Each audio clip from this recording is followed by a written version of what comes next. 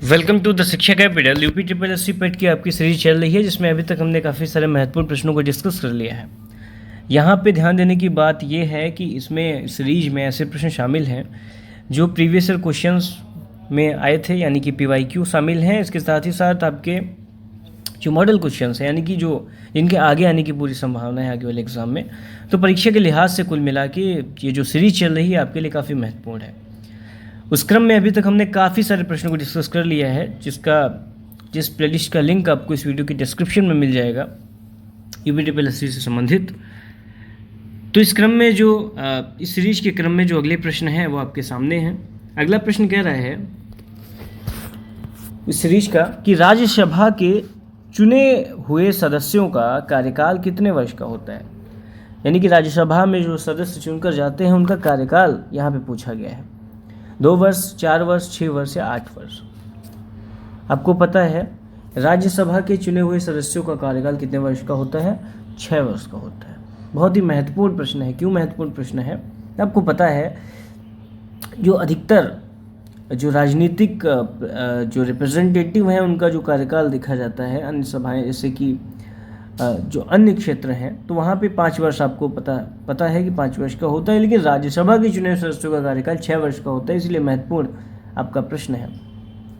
खास बात है कि राज्यसभा एक स्थायी सदन होता है जो कभी भंग नहीं होता है, ये चीज़ आपको ध्यान रखनी है। और इसके 1/3 सदस्य प्रति 2 वर्ष बाद सेवानिवृत्त हो जाते हैं, ये भी एक महत्वपूर्ण बात है। और राज्यसभा की सदस्यता के लिए जो न्यूनतम उम्र सीमा है, यानी एज लिमिटेशन है, वो 30 साल की है, 30 वर्ष की है, ये भी ध्यान रखना है।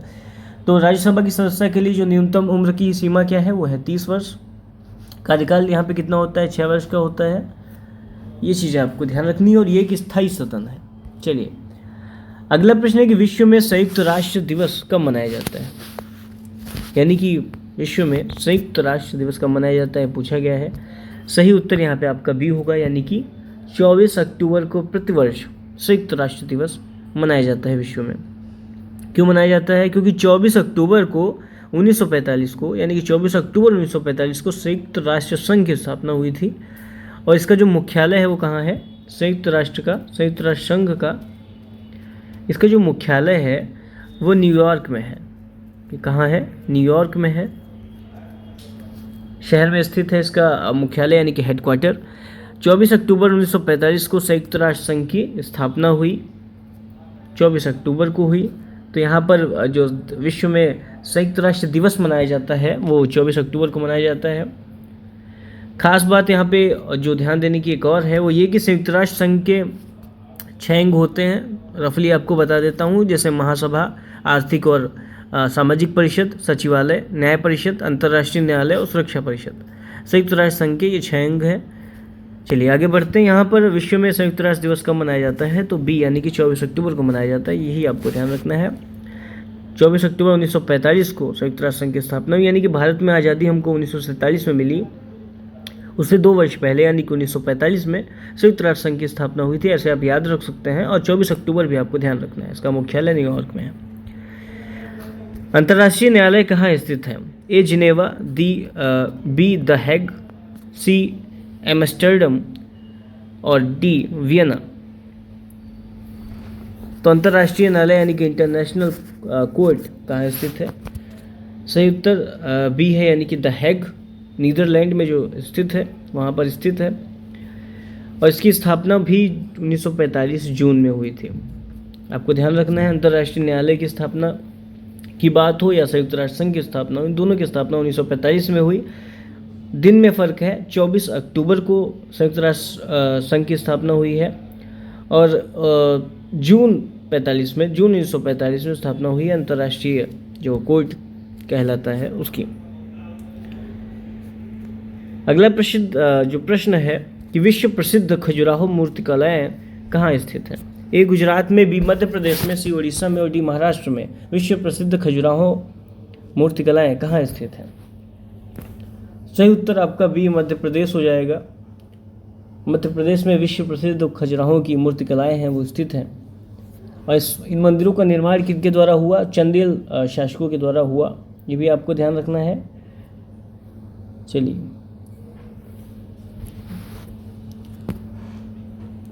प्रसिद्ध नबकाले बारा उत्सव किस राज्य से संबंधित है या संबद्ध है?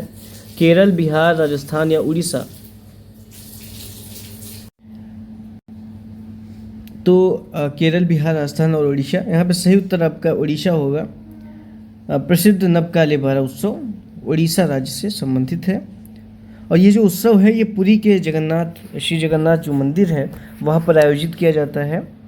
ये चीज़ आपको ध्यान रखना है। और यह त्यौहार 4 जो देव भगवान हैं यानी कि जगन्नाथ जी, बलभद्र जी, सुभद्रा जी और सुदर्शन की लकड़ी की मूर्तियों के पुनः निर्माण के लिए मनाया जाता है। ये चीज़ आपको ध्यान रखनी है। अगला प्रश्न है, निम्नलिखित में से कौन सी एक हरित गृह गैस नहीं है? Methane, nitrogen, carbon dioxide, chlorofluorocarbon यानी CFC। कौन सी एक हरित गृह गैस नहीं है? सही उत्तर यहाँ पे बी होगा यानी कि नाइट्रोजन। नाइट्रोजन जो है वो हरित गृह गैस नहीं है। जो हरित गृह गैसें हैं उसमें जो आपका मीथेन है, कार्बन डाइऑक्साइड है, CFC है, सारी चीज़ें आती हैं। इसके साथ ही साथ आपका जो मीथेन है वो तो है ही, नाइट्रस ऑक्साइड यानी कि NO2 भी आता है, N2O, ओजोन यानी कि O3 वो भी आता है, HFC भी आता है यानी कि हाइड्रोफ्लोरोकार्बन, ये सारी चीज़ें आती हैं। तो यहाँ पर हरित गृह गैसें जो नहीं, गैस में जो शामिल नहीं है वो है नाइट्रोजन यानी कि बी। अर्जुन पुरस्कार किस लिए दिए जाते हैं? ए, आपातकालीन स्थिति में विशिष्ट सेवा के लिए, बी, युद्ध में वीरता के लिए, सी, खेल के क्षेत्र में उत्कृष्ट प्रदर्शन के लिए, डी, विशिष्ट समाज सेवाओं के लिए। अर्जुन पुरस्कार किस लिए दिए जाते हैं ये आपको बताना है। यहाँ पर जो सही उत्तर है वो है कि खेल के क्षेत्र में उत्कृष्ट प्रदर्शन के लिए। यहाँ पर ये सही उत्तर होगा यानी कि ऑप्शन नंबर सी यहाँ पे आपका सही है। आपको पता है जो अर्जुन जी थे वो भी खेल से संबंधित थे, और यहाँ पे भी आपको गेस कर लेना है कि अर्जुन पुरस्कार भी खेल से संबंधित है। ये जो पुरस्कार है यहाँ पर एक जो ध्यान देने की बात है कि 1961 में शुरू हुआ मिलना। ये पुरस्कार कब से मिलना शुरू हुआ? 1961 में। ये पुरस्कार वर्ष 1961 में शुरू हुआ। और इस पुरस्कार के तहत मिलता क्या है? इस पुरस्कार के तहत कितनी धनराशि मिलती है? 15 लाख रुपए की नकद धनराशि मिलती है, यानी 15 lakhs 15 लाख रुपए की नकद धनराशि प्रदान की जाती है इस पुरस्कार के तहत। ये आपको ध्यान रखना है। 1961 में मिलना प्रारंभ हुआ और देश में खेल के क्षेत्र में उत्कृष्ट प्रदर्शन के लिए अर्जुन पुरस्कार मिलता है। अगला प्रश्न है कि निम्नलिखित में से कौन से संत शिवाजी के समकालीन थे, कंटेम्परेरी थे? ये आपको बताना है। तुकाराम, चैतन्य, नामदेव या फिर शंकराचार्य। सही उत्तर ए होगा, आपको पता है संत तुकाराम शिवाजी के समकालीन थे। यहाँ पे तुकाराम है, ये आपको ध्यान रखना है। यहाँ पे प्रिंट थोड़ा सा है, तकाराम लिखा है तो यहाँ पे तुकाराम होगा। तुकाराम संत शिवाजी के कंटेम्परेरी थे और इन्हें अन्य जो नामों से जाना जाता है वो नाम है जो तुकाराम जी को तुकोबा और जगत गुरु और संत श्रेष्ठ, इन उपाधियों से उनको विभूषित किया गया, इन नामों से भी जाना जाता है। ये 17वीं शताब्दी के मराठी कवि और महाराष्ट्र में भक्ति आंदोलन के संत थे। यानी कि भक्ति आंदोलन के बारे में जब हम पढ़ते हैं ना तो उसमें जो तमाम क्षेत्रों से संत निकल के आते हैं, जैसे कि आपके मध्य प्रदेश से संत पीपा, इसके साथ ही साथ नहीं संत सींगा, इसके साथ ही साथ जो अलग अलग क्षेत्रों से निकल के संत आते हैं, उत्तर भारत से अलग आते हैं, दक्षिण भारत से अलग आते हैं, दक्षिण भारत में आंडाल आते हैं, ऐसे अन्य लोग आते हैं। तो 17वीं शताब्दी के मराठी कवि और महाराष्ट्र में भक्ति आंदोलन के जो संत थे वो तुकाराम जी थे और इन्होंने भक्ति कविता की भी रचना की जिसे अभंग कहा जाता है, ये भी आपको ध्यान रखना है। इन्होंने भक्ति कविता की भी रचना की जिसे अभंग कहा जाता है। ठीक है, तो ये तुकाराम से संबंधित कुछ महत्वपूर्ण तथ्य ये आपको ध्यान रखने हैं, परीक्षा के दृष्टिकोण से महत्वपूर्ण है। प्रश्न कह रहा है कि बंगाल के प्रथम गवर्नर जनरल कौन थे? A, Lord Clive, Lord Warren Hastings, Lord Lytton और लॉर्ड रिपन। बंगाल के पहले गवर्नर जनरल कौन थे? लॉर्ड वॉरेन हेस्टिंग्स जो थे वो बंगाल के पहले गवर्नर जनरल थे, ये आपको ध्यान रखना है। चलिए,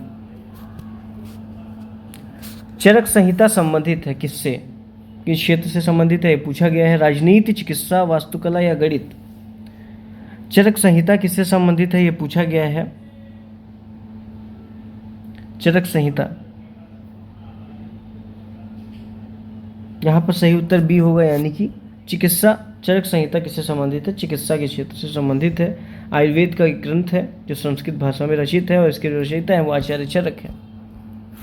जाहिर सी बात है, चरक संहिता है तो उसके लेखक कौन है, आचार्य चरक हैं, ये आपको ध्यान रखना है। आचार्य चरक संस्कृत भाषा में लिखित है, आयुर्वेद का ग्रंथ है। इनमें से किसे भारत के ग्रांड ओल्ड मैन के नाम से जाना जाता है। ए दादाभाई नौरोजी, बी WC बनर्जी, सी फिरोज शाह मेहता और डी सुरेंद्र नाथ बनर्जी। यहाँ पर सही उत्तर क्या होगा आपको बताना है। सही उत्तर है दादाभाई नौरोजी को ग्रांड ओल्ड मैन के तौर पे जाना जाता है भारत में जो हुए। और इन्होंने 1867 में भारत के धन निकासी से संबंधित थ्योरी जो आई थी, ड्रेन ऑफ वेल्थ, उसको इन्होंने प्रेजेंट किया था, प्रस्तुत किया था, जिसमें उन्होंने बताया था कि भारत का धन कैसे जो है वो इंग्लैंड जा रहा है। ये चीज़ें इनके बारे में आपको थोड़ी सी ध्यान रखनी है। अगला प्रश्न है कि सन 1915-16 में किसके नेतृत्व में 2 होम रूल लीग शुरू हुई। ए एनी बेसेंट और लोकमान्य तिलक, बी तिलक और लाला लाजपत राय, सी तिलक और विपिन चंद्र पाल, डी तिलक और अरविंद घोष।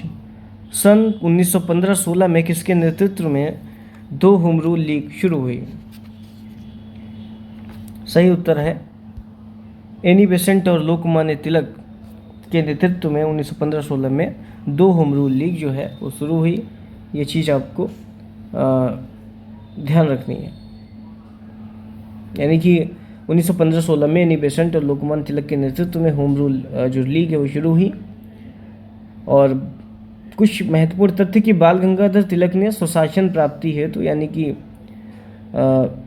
जो स्वशासन के लिए एक आवाज़ उठाई गई थी, उसकी प्राप्ति है तो 18 अप्रैल 1916 को पूना में, और एनी बेसेंट ने सितंबर 1916 में मद्रास में होम रूल लीग की स्थापना की थी। ये चीज़ आपको ध्यान रखनी है। एनी बेसेंट 1917 में भारतीय राष्ट्रीय कांग्रेस की पहली महिला अध्यक्ष चुनी गई थी। ये चीज़ आपको ध्यान रखनी है। कुछ महत्वपूर्ण तथ्य थे, यहाँ पर सही उत्तर ये होगा, यानी कि 1915-16 में एनी बेसेंट और लोकमान्य तिलक के नेतृत्व में होम रूल लीग शुरू हुई थी। ये चीज़ आपको ध्यान रखनी है। करो या मरो का नारा किसने दिया, यानी कि डू और डाई की जो थ्योरी है, करो या मरो, ये नारा किसने दिया। सरदार पटेल, वल्लभ भाई पटेल, बी जवाहरलाल नेहरू, सी सुभाष चंद्र बोस और डी महात्मा गांधी। सही उत्तर यहाँ पे होगा डी, यानी कि महात्मा गांधी। करो या मरो का नारा महात्मा गांधी ने 1942 में भारत छोड़ो आंदोलन के दरमियान या दौरान दिया। ये चीज़ आपको ध्यान रखनी है। करो या मरो का नारा महात्मा गांधी ने दिया 1942 में, जो भारत छोड़ो आंदोलन हुआ था उसके दौरान। ठीक है, ये चीज़ आपको ध्यान रखनी है। जब सुभाष चंद्र बोस ने भारतीय राष्ट्रीय कांग्रेस के अध्यक्ष पद से इस्तीफा दिया तो इस पद का प्रस्ताव किसे दिया गया। ए जवाहरलाल नेहरू, सी पट्टाभी सीतारामैया, सी डॉक्टर राजेंद्र प्रसाद और डी JP कृपलानी। जब सुभाष चंद्र बोस ने भारतीय राष्ट्रीय कांग्रेस के अध्यक्ष पद से इस्तीफा दिया तो इस पद का प्रस्ताव किसे दिया गया, ये पूछा गया है। सही उत्तर सी डॉक्टर राजेंद्र प्रसाद, यहाँ पे करेक्ट आंसर है सी। 1939 में महात्मा गांधी के द्वारा जो प्रस्तावित प्रत्याशी थे वो पट्टाभी सीतारामैया को पराजित करके सुभाष चंद्र बोस भारतीय राष्ट्रीय कांग्रेस के अध्यक्ष चुने गए थे। लेकिन कांग्रेस कार्यकारिणी के सदस्यों और महात्मा गांधी के विरोध के फलस्वरूप सुभाष चंद्र बोस को कांग्रेस के अध्यक्ष पद से इस्तीफा देना पड़ा, और इसके बाद जो इस पद का प्रस्ताव था वह डॉक्टर राजेंद्र प्रसाद जी को दिया गया। और इस घटना को त्रिपुरी संकट के नाम से जाना जाता है। ये महत्वपूर्ण चीज़ आपको ध्यान रखनी है। ठीक, आगे बढ़ते हैं। सलाल पनबिजली परियोजना किस नदी पर स्थित है। सलाल पनबिजली परियोजना किस नदी पर स्थित है। झेलम, रावी, चिनाब, ब्यास, किस पर। सी पर, यानी कि चिनाब। सलाल पनबिजली परियोजना जम्मू कश्मीर के रियासी जिले में चिनाब नदी पर स्थित है। और ये भारत की पहली पन बिजली परियोजना थी जिसे भारत ने कश्मीर में सिंधु जल संधि के तहत बनाया था। चीज़ आपको ध्यान रखनी है। अगला प्रश्न है कि बसंत विषुव होता है, कब होता है बसंत विषुव? 21 मार्च को, 18 जून को, 23 सितंबर को या फिर डी 22 दिसंबर को बसंत विषुव कब होता है?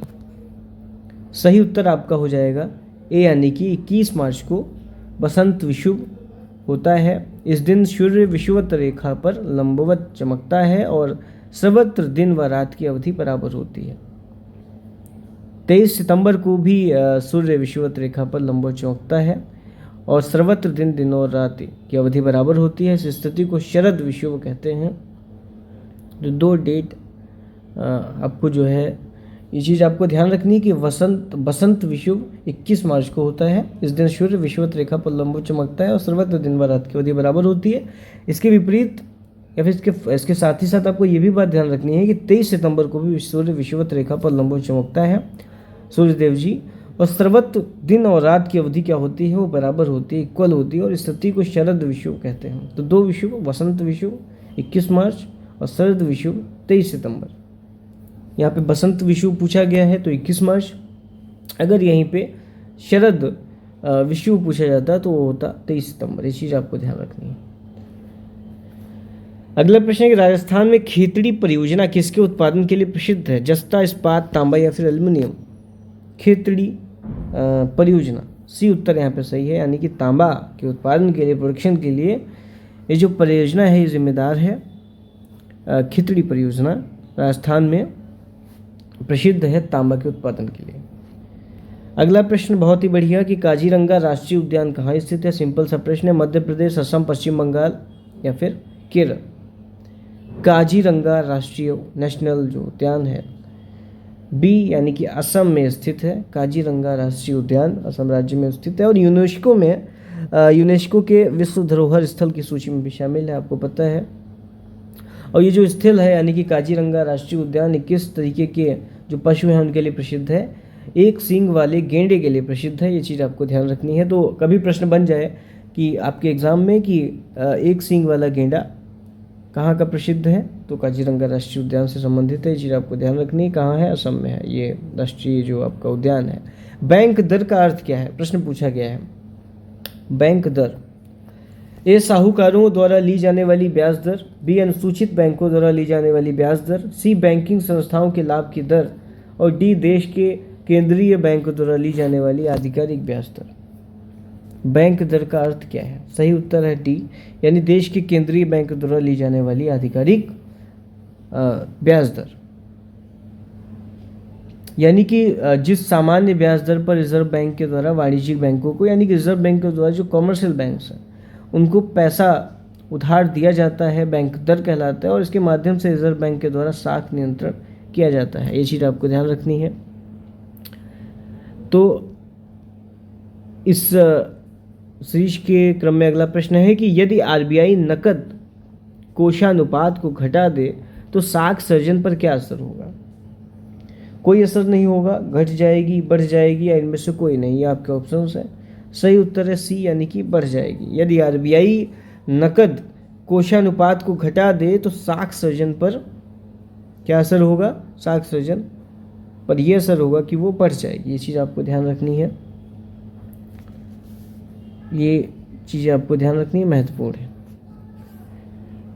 अगला प्रश्न है, इनमें से किस प्रकार की अर्थव्यवस्था में संसाधनों पर निजी अधिकार होते हैं और आर्थिक गतिविधियों का मुख्य उद्देश्य लाभ अर्जित करना होता है? पूंजीवादी, समाजवादी, मिश्रित या वैश्विक? किस प्रकार की अर्थव्यवस्था में संसाधनों पर निजी अधिकार होते हैं और आर्थिक गतिविधियों का मुख्य उद्देश्य लाभ अर्जित करना होता है? Option number A is the correct answer, यानी कि पूंजीवादी व्यवस्था में, पूंजीवादी अर्थव्यवस्था में संसाधनों पर निजी अधिकार होता है और आर्थिक गतिविधियों का मुख्य उद्देश्य लाभ अर्जित करना होता है, यानी प्रॉफिट अर्न करना होता है। इस जो अर्थव्यवस्था है यानी कि पूंजी अर्थव्यवस्था है, इसमें पूंजीवादी अर्थव्यवस्था है, इसमें क्या उत्पादन करना है, कितना उत्पादन करना है, उसे किस कीमत पर बेचना है, ये सब बाजार तय करता है। इसमें सरकार की कोई आर्थिक भूमिका नहीं होती। 1976 में प्रकाशित एडम स्मिथ की किताब द वेल्थ ऑफ नेशंस को पूंजीवादी अर्थव्यवस्था का उद्गम स्रोत यानी कि सोर्स माना जाता है। ये चीज़ आपको ध्यान रखनी है। यहाँ पर ध्यान देने की बात यह है कि इस प्रकार की अर्थव्यवस्था में संसाधनों पर निजी अधिकार होते हैं और आर्थिक गतिविधियों का मुख्य उद्देश्य लाभ अर्जित करना होता है। तो पूंजीवादी। 100 रुपये का नोट किसके द्वारा हस्ताक्षरित होता है? आरबीआई गवर्नर, भारत के राष्ट्रपति, वित्त मंत्री और वित्त सचिव। सही उत्तर आपको पता है, आरबीआई गवर्नर के द्वारा हस्ताक्षरित होता है। जो 100 रुपये का नोट होता है उस पर आरबीआई के गवर्नर के जो आरबीआई के गवर्नर होते हैं उनके सिग्नेचर होते हैं, वो उनके द्वारा हस्ताक्षरित होते हैं। तो 100 रुपये का नोट भारतीय रिजर्व बैंक के गवर्नर के द्वारा हस्ताक्षरित होता है। 1 रुपये से बड़े सभी नोटों पर, यहाँ पर ये ध्यान देने की बात है कि 1 रुपये से बड़े सभी नोटों पर भारतीय रिजर्व बैंक के जो गवर्नर होते हैं, अध्यक्ष होते हैं, उन्हीं के हस्ताक्षर होते हैं। ये चीज़ आपको ध्यान रखनी है। 1 रुपये के नोट पर वित्त मंत्रालय के वित्त सचिव के जो सिग्नेचर होते हैं, हस्ताक्षर होते हैं, हस्ताक्षरित उनके द्वारा होता है। यानी 1 रुपये से ऊपर जितने भी नोटें आएंगी उन पर गवर्नर महोदय के सिग्नेचर होंगे, आरबीआई के जो हैं हस्ताक्षरित होंगी। वो नोट 100 रुपये की हो, 200 की हो, 500 की हो, उनके द्वारा हस्ताक्षरित होंगी वो नोटें। और जो वित्त सचिव हैं उनके द्वारा जो 1 रुपये की नोट है, वित्त मंत्रालय के जो वित्त सचिव होते हैं उनके द्वारा हस्ताक्षरित वो मूल्य होता है, वो 1 रुपये की नोट होती है। ये चीज़ आपको ध्यान रखना है। यानी कि यहाँ पे ट्रिक के लिए लिख सकते हो, यहाँ पर 1 रुपये की नोट हो तो इस पर वित्त सचिव महोदय के सिग्नेचर होंगे। और 100 रुपये का नोट हो, 200 का हो, 500 का हो, 10 का, 20 का, 50 का, उस पर आरबीआई के जो गवर्नर महोदय होते हैं उनके जो साइन है वो होते हैं। तो अभी तक हमने काफ़ी सारे प्रश्नों को डिस्कस कर लिया है। इस सीरीज के क्रम में, इस वीडियो में हमने काफ़ी महत्वपूर्ण प्रश्नों को देख लिया है। ये आपका क्रम चलता रहेगा। आपकी परीक्षा के लिहाज से बहुत ही महत्वपूर्ण सीरीज यूपीएससी से संबंधित चल रही है। फिर मिलते हैं नेक्स्ट वीडियो में अगले नए प्रश्नों के साथ। तब तक के लिए जय हिंद।